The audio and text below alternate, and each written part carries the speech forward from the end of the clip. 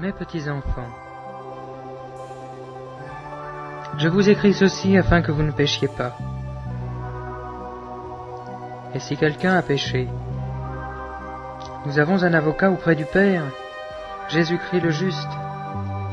Il est lui-même victime expiatoire pour nos péchés, non seulement pour les nôtres, mais aussi pour ceux du monde entier. À ceci nous reconnaissons que nous l'avons connu, si nous gardons ses commandements.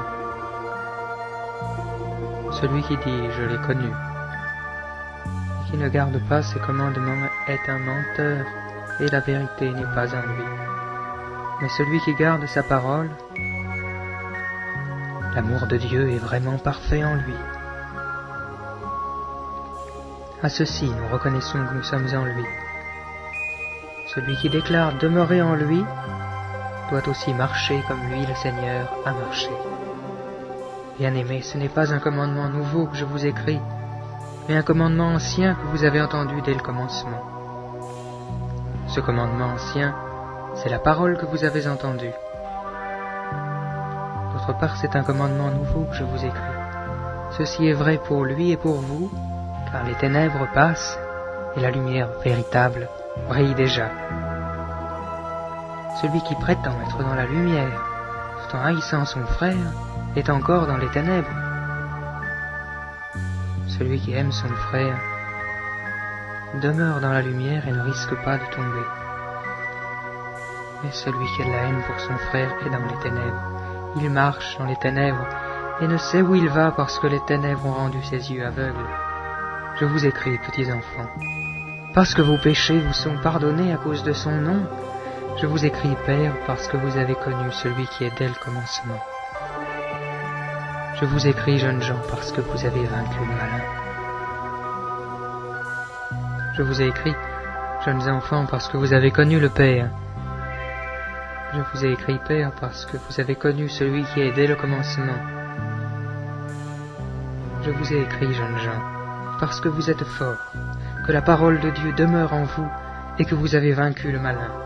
N'aimez pas le monde, ni ce qui est dans le monde. Si quelqu'un aime le monde, l'amour du Père n'est pas en lui. Car tout ce qui est dans le monde, la convoitise de la chair, la convoitise des yeux et l'orgueil de la vie ne vient pas du Père, mais vient du monde. Et le monde passe, et sa convoitise aussi. Et celui qui fait la volonté de Dieu demeure éternellement. Jeunes enfants, c'est l'heure dernière.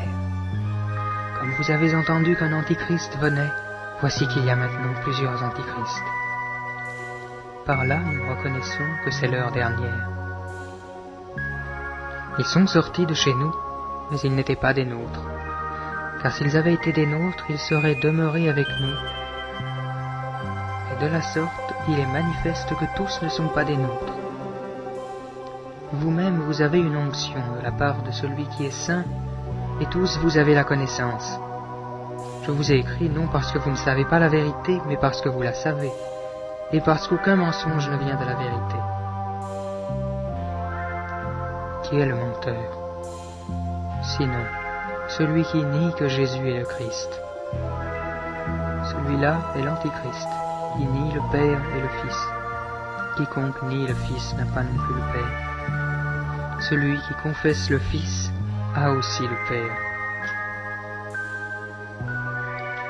Pour vous, ce que vous avez entendu dès le commencement doit demeurer en vous.